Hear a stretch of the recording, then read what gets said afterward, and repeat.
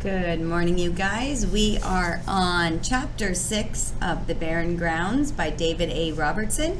And this is the third video for Chapter 6, so Part 3. We have Katie and James had a nice supper for Eli and Morgan, and they're celebrating something, but they're not really telling Morgan, it's specifically for Morgan, what they are celebrating. So they've just finished eating supper. And Katie and James have gone to clean up, and we're not sure what they're celebrating yet. And Morgan points out to Katie and James, hey, hold on, don't you think Eli should be included in this? People shouldn't be left out, which shows a bit of how Morgan's felt in her life since being very young, always left out, always not belonging somewhere. And Eli's like, no, I'm fine with it. Like, I don't know what's going on here, but let's just let Morgan be the star of the show for today. So we're on page 50, and here we go. Well, Katie exchanged a look with James, who nodded at her. We wanted to do something because you've been here for 2 months now. 2 months today, James added, as though Morgan needed the math explained. But maybe she did. She hadn't kept track of when she'd arrived and certainly would never have kept track to celebrate the date. So we're celebrating. Morgan tried to swallow the burning in her chest. Our anniversary. Like we're dating, Morgan continued in her head. That's right, Katie said. Not in a weird way, James said. Oh, it was weird. But Morgan also kept this to herself. Why 2 months? Why not 1 month? It just felt like maybe you needed something nice done for you today, Katie said. So this is because of the food face? Morgan said. I would have been fine if you didn't make my food into a happy face, right? That was just a coincidence, James said, obviously trying to avoid another blow up. Are you fine though? Katie asked. This question hung in the air until Katie placed a box on the table beside the cake. It had black wrapping paper with 2 ribbons, one red and one yellow, which met at the top of the package under a pretty white bow. They were the same colors as the medicine wheel Morgan had seen at school. Morgan took a deep breath. Remain calm. So what? They're celebrating your 2-month anniversary with them. It's cringe-worthy, but there are worse things in the world. Climate change, for example. That's worse. Katie and James looked hopeful. Eli looked scared. Katie slid the gift closer towards Morgan. Open it. Okay, Morgan said. Sure. Morgan pulled off the bow, slid off the ribbons, and ripped open the wrapping paper to reveal a shoebox.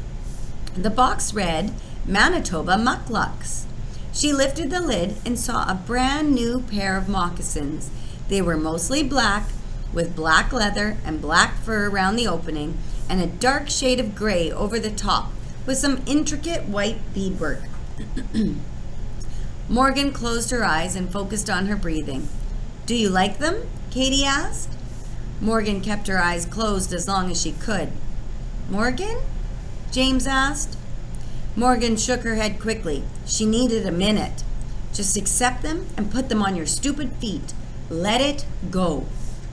Katie said, we thought you could just wear them around the house. I know the hardwood down here gets cold in the morning, so it would be comfortable.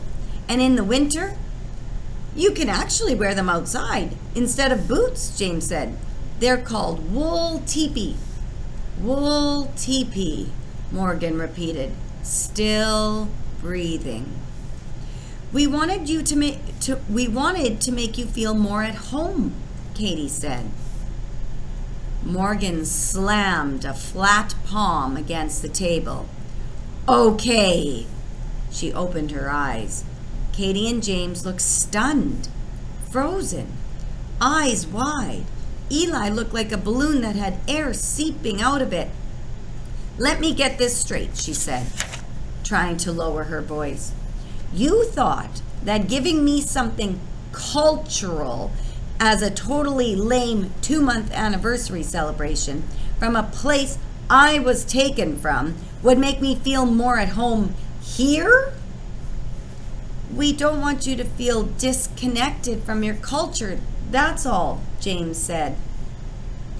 "I don't even know my culture."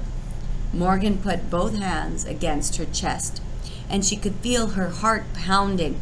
"I've literally been away from my home since I was a toddler.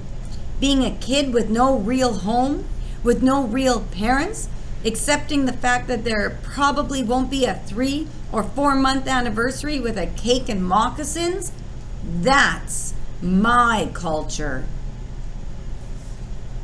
"No, it's not," Eli said. "Who you are is still inside you." "Shut up, Eli, you're not helping," Morgan said. "He's right though," James said. "We thought some of this might help you reconnect with. We've read that as foster parents, we should try to expose you to your culture." Katie looked about ready to burst into tears. "We don't want to make the same mistakes that have been made in the past." "Well, unless you can, go into the quantum realm, go back in time, and stop my mom from getting rid of me, Morgan stopped. She placed both palms flat on the table to keep herself steady. "Everything's a mistake." "Your mom didn't get rid of you," Katie said. "Did she tell you that?" Morgan asked through clenched teeth. "What are you guys, Facebook friends?" "No, just no mother would." "You're not a mother, so how would you know?" Morgan stood up. She glanced from Katie to James to Eli.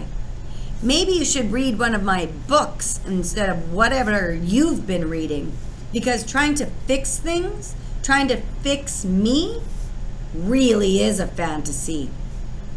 She turned away from the table, from the people and the cake and the moccasins, and started towards the stairs. "Morgan, come back here and sit down, please," James said. "No," Katie said to him. "Just let her go. Give her space." Let her go.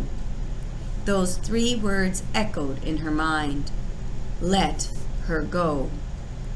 Morgan was sure that's exactly what they'd do, especially after a day like today.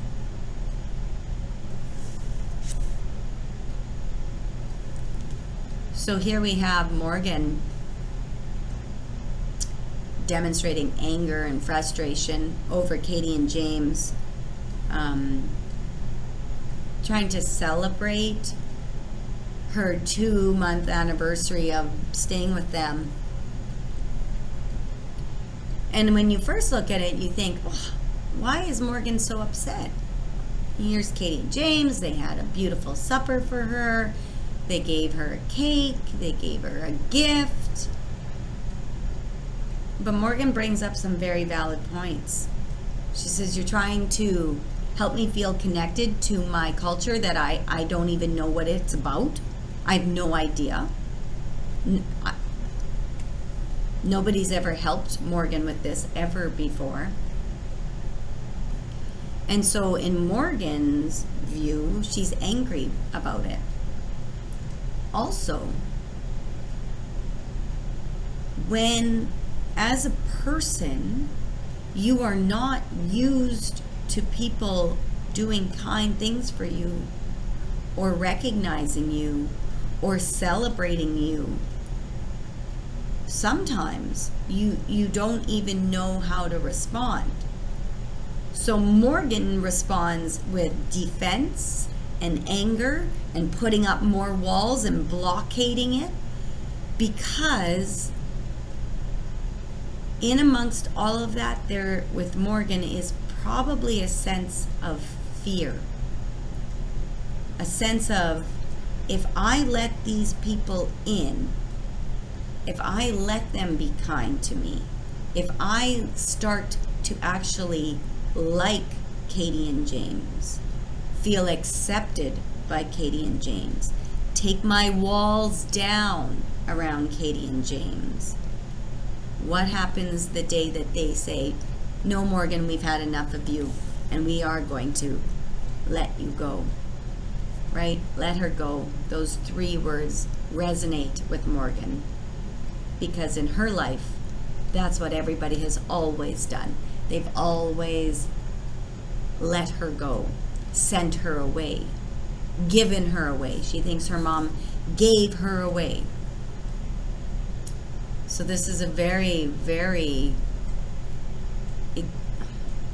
dramatic chapter, and we start to really see a lot of the hurt that's inside of Morgan. Okay? All right, that's the end of chapter 6. We will carry on with chapter 7 next time. All right, guys, take care.